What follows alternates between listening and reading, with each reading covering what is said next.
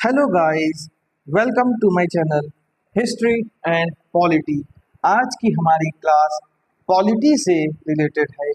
आज की क्लास में हम भारत के संवैधानिक विकास के बारे में देखते हुए 1773 के रेगुलेटिंग एक्ट तक की जानकारी प्राप्त करेंगे। आइए आज की क्लास को शुरू करते हैं और देखते हैं भारत का संवैधानिक विकास। सर्वप्रथम हम संविधान की परिभाषाओं को देखते हैं जो दी गई हैं। संविधान वह वैधानिक दस्तावेज है जिसमें शासन के उन मूलभूत सिद्धांतों का वर्णन होता है जिनके अनुरूप किसी भी देश या राज्य के शासन का संचालन किया जाता है। आइए एक डेफिनेशन और देखते हैं हम संविधान की। संविधान को देश की आधारभूत विधि भी कहा जा सकता है जो जनता के विश्वास व उनकी आकांक्षाओं को प्रतिबिंबित करता है। आइए अब हम भारत का संवैधानिक विकास को देखते हैं। भारतीय संवैधानिक व्यवस्था का निर्माण किसी निश्चित समय पर नहीं हुआ वरन यह क्रमिक विकास का परिणाम है जो ब्रिटिश शासन के दौरान धीमी गति से हुआ। भारत के संवैधानिक विकास को दो वर्गों में विभाजित किया जाता है, जिसमें पहला वर्ग है जो ईस्ट इंडिया कंपनी के शासन के अंतर्गत अर्थात 1773 से 1857 की क्रांति तक, और जो दूसरा है वो है ब्रिटेन की सरकार अर्थात क्राउन के शासन के अंतर्गत संवैधानिक विकास जो कि 1858 से लेके 1947 तक की था। आइए हम देखते हैं भारत के संवैधानिक विकास को दो भागों में विभक्त कर सकते हैं। इसमें पहला है ईस्ट इंडिया कंपनी के शासन के अंतर्गत और दूसरा है ब्रिटेन की सरकार अर्थात क्राउन की शासन के अंतर्गत संविधान का विकास। आइए सर्वप्रथम हम ईस्ट इंडिया कंपनी के अंतर्गत जो संवैधानिक विकास हुआ उसके जो कानून आए हैं उसके बारे में सबसे पहले देखते हैं, जिसमें सर्वप्रथम जो कानून आया था वो था रेगुलेटिंग एक्ट 1773। तत्पश्चात पिट्स इंडिया एक्ट 1784 आया था। उसके बाद चार्टर एक्ट 1793 आया था। उसके बाद चार्टर एक्ट 1813, फिर चार्टर एक्ट 1833, फिर चार्टर एक्ट 1853। आपको एक जानकारी ये भी याद रखनी है कि चार्टर एक्ट सिर्फ 4 चार्टर एक्ट आए थे जो 1793 से 1853 के दौरान में आए थे। आइए अब हम ब्रिटिश क्राउन के अंतर्गत संवैधानिक विकास के कार्यक्रम को देखते हैं, जिसमें सर्वप्रथम भारत शासन अधिनियम 1858, तत्पश्चात भारत परिषद अधिनियम 1861, फिर भारत परिषद अधिनियम 1892, फिर भारत परिषद अधिनियम 1909, फिर भारत शासन अधिनियम 1919, फिर भारत शासन अधिनियम 1935, फिर भारतीय स्वतंत्रता अधिनियम 1947। आइए सर्वप्रथम हम ईस्ट इंडिया कंपनी के अंतर्गत लाए गए कानूनों के बारे में देखते हैं। सर्वप्रथम रेगुलेटिंग एक्ट 1773 के बारे में हम देखते हैं। रेगुलेटिंग एक्ट 1773 के विनियमन अधिनियम, क्योंकि रेगुलेटिंग एक्ट को हम लोग विनियमन अधिनियम भी कहते हैं, भारत के संवैधानिक इतिहास में एक नया अध्याय खोला। इस अधिनियम के पूर्व का प्रशासन न केवल भ्रष्ट था बल्कि बदनाम भी था। 1770 में बंगाल में विनाशकारी अकाल ने कृषकों को प्रभावित किया और इसके परिणाम स्वरूप ईस्ट इंडिया कंपनी के राजस्व संग्रह पर भी बहुत बुरा प्रभाव पड़ा। संक्षेप में कहा जाए तो कंपनी दिवालिया होने की कगार पर आ गई थी। 1771 में कंपनी ने तत्काल ऋण के लिए ब्रिटिश सरकार से संपर्क किया। यही वह परिस्थिति थी जब इंग्लैंड की संसद ने कंपनी के मामलों को विनियमित करने का संकल्प लिया और कंपनी के मामलों की जांच करने के लिए ब्रिटिश प्रधानमंत्री लॉर्ड नॉर्थ द्वारा गठित एक गुप्त कमेटी की सिफारिश पर रेगुलेटिंग एक्ट के अधिनियम का मार्ग प्रशस्त किया। इस अधिनियम के द्वारा सर्व पहली बार कंपनी के प्रशासनिक और राजनीतिक कार्यों को मान्यता दी गई। यहीं से भारत में केंद्रीय प्रशासन की नींव पड़ी। आइए अब हम ये देखते हैं कि रेगुलेटिंग एक्ट भारत पर क्यों लाया गया था और 1773 में ही क्यों लाया गया था, उससे पहले क्यों नहीं। आइए उनके हम कुछ कारणों को देखते हैं। सर्वप्रथम, अधिकारियों द्वारा प्रशासन की दोहरी प्रणाली का लाभ लेना। फिर बंगाल में व्याप्त कुशासन। तीसरा है कंपनी के वरिष्ठ अधिकारियों में व्याप्त भ्रष्टाचार। कंपनी इस समय आर्थिक संकट का भी सामना कर रही थी, क्योंकि 1770 के अकाल के बाद उनका जो राजस्व संग्रह था उसमें भारी गिरावट आई थी, जिससे कंपनी घाटे में चली गई थी। कंपनी ने 10 लाख पाउंड के लिए ब्रिटिश सरकार को आवेदन किया था। इसके अलावा 1770 के अकाल में राजस्व की कमी, उससे पहले 1769 में मैसूर के हैदर अली के खिलाफ कंपनी की हार हुई थी। उपयुक्त कारण ब्रिटिश संसद के लिए कंपनी और उनके अधिकारियों के खिलाफ निर्णायक कार्यवाहियां करने और उनके मामले को विनियमित करने के लिए एवं कानून बनाने के लिए पर्याप्त थे। आइए अब हम लोग अधिनियम की विशेषताओं को देखते हैं कि क्या क्या विशेषताएं थी जो अधिनियम आया था 1773 का विनियमन अधिनियम। सर्वप्रथम हम लोग इसके प्रशासनिक व्यवस्था के बारे में देखते हैं कि प्रशासन में क्या क्या बदलाव किए गए। सर्वप्रथम, बंगाल के गवर्नर का जो पद था उसका नाम बदलकर बंगाल का गवर्नर जनरल कर दिया गया और बंगाल के जो प्रथम गवर्नर जनरल बने थे उनका नाम वॉरेन हेस्टिंग्स था। इसके पश्चात मद्रास एवं बंबई के जो गवर्नर थे उनको भी बंगाल के गवर्नर जनरल के अधीन कर दिया गया। इससे पहले हर प्रांत का अपना एक अलग गवर्नर होता था। इसके पश्चात गवर्नर जनरल की सहायता के लिए एक 4 सदस्यीय कार्यकारी परिषद का गठन किया गया था। जो 4 सदस्य थे उनके नाम फिलिप फ्रांसिस, क्लेवरिंग, मॉनसेन और बारवेल थे। संचालक मंडल का कार्यकाल 4 वर्ष का कर दिया गया था, जो इससे पहले 1 वर्ष का था।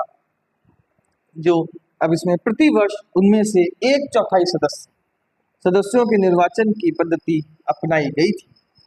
शासन की समस्त सैनिक व सिविल शक्तियां गवर्नर जनरल व उसके 4 सदस्यीय कार्यकारी परिषद को सौंप दिया गया था। आइए अब हम लोग न्यायिक व्यवस्था में देखते हैं कि न्यायिक व्यवस्था में क्या क्या बदलाव किए गए। कानून बनाने का अधिकार गवर्नर जनरल तथा उसकी परिषद को दे दिया गया, किंतु इस कानून को लागू करने से पूर्व ब्रिटेन में भारत सचिव से अनुमति प्राप्त करना अनिवार्य था। इसके पश्चात 1774 में कोलकाता के फोर्ट विलियम में एक सर्वोच्च न्यायालय की स्थापना की गई थी, जिसमें एक मुख्य न्यायाधीश और 3 अन्य न्यायाधीश थे। सर एलिजा एम्पे इसके पहले मुख्य न्यायाधीश थे। इसके अतिरिक्त जो 3 अन्य न्यायाधीश थे उनके नाम लीमेस्टर, चैम्बर्स व हाइट थे। आइए अब हम इसके अन्य प्रावधानों को देखते हैं जो अलग अलग चीजों में थे। जैसे कि 1773 में कंपनी के कर्मचारियों को किसी भी प्रकार का निजी व्यापार में शामिल होने से प्रतिबंधित कर दिया गया था।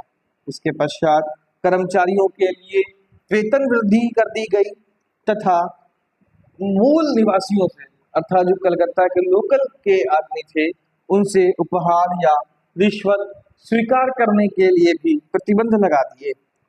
इस अधिनियम के तहत कोर्ट ऑफ डायरेक्टर्स की स्थापना की गई थी, जो कि ब्रिटेन में थी। इससे भारत में अपने राजस्व, नागरिक और सैन्य मामलों पर रिपोर्ट करने के लिए कोर्ट ऑफ डायरेक्टर्स की आवश्यकता होती है। निदेशक के मंडल में सदस्यों की संख्या 18 से बढ़ाकर 24 कर दी गई। कंपनी के प्रशासन की देखरेख हेतु ब्रिटेन में दो संस्थाएं बनाई गई थी, जिसमें पहली थी निदेशक मंडल और दूसरी थी हितधारकों का मंडल। आइए अब हम 1773 के विनियमन अधिनियम में कुछ कमियां थी जो कि हम देखेंगे क्या क्या कमियां थी। सबसे पहली कमी थी इसमें गवर्नर जनरल की वीटो शक्ति घोषित नहीं की गई थी। इसके पश्चात सुप्रीम कोर्ट की शक्तियों को भी परिभाषित नहीं किया गया था।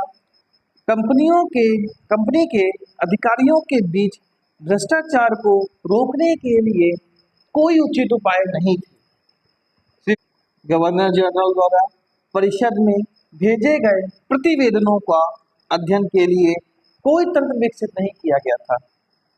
आइए अब हम लोग 1781 का संशोधन अधिनियम देखते हैं, जो 1773 में जो कमियां थी कुछ, उसको लेके जब यहाँ पे गवर्नर जनरल की परिषद और सर्वोच्च न्यायालय के बीच मतभेद उत्पन्न होने लगे, तो इसको लेके ब्रिटेन में ब्रिटिश सरकार के पास कई चिट्ठियां गवर्नर जनरल की परिषद द्वारा भेजी गई थी, जिसके बाद 1781 का संशोधन अधिनियम लाया गया ताकि सर्वोच्च न्यायालय की शक्तियां और गवर्नर जनरल के परिषद के सदस्यों के शक्तियों का विभाजन किया जा सके, ताकि दोनों के बीच टकराव उत्पन्न ना हो। आइए हम देखते हैं कि क्या क्या संशोधन किए गए थे 1781 में। 1773 के अधिनियम के लागू होने से ब्रिटिश सरकार ने कंपनी के संचालन में सीधे हस्तक्षेप किया। 1779 से 80 के वर्षों में सर्वोच्च न्यायालय और सर्वोच्च परिषद के मध्य आपस में विवाद उत्पन्न हो गया। सुप्रीम काउंसिल ने सर्वोच्च न्यायालय द्वारा गैर कानूनी संचालन जैसे कई कारणों को सामने रखा। सुप्रीम काउंसिल के साथ कई जमींदारों, कंपनी के कर्मचारियों और अन्य लोगों ने भी इसी तरह की याचिकाएं ब्रिटिश संसद के पास दायर की। आइए अब हम विकास का कालक्रम देखते हैं, किस प्रकार सर्वोच्च न्यायालय और सुप्रीम काउंसिल के बीच प्रतिद्वंदिता हुई थी। विकास का कालक्रम देखते हैं। सर्वोच्च न्यायालय और सुप्रीम काउंसिल के बीच प्रतिद्वंदिता शुरू।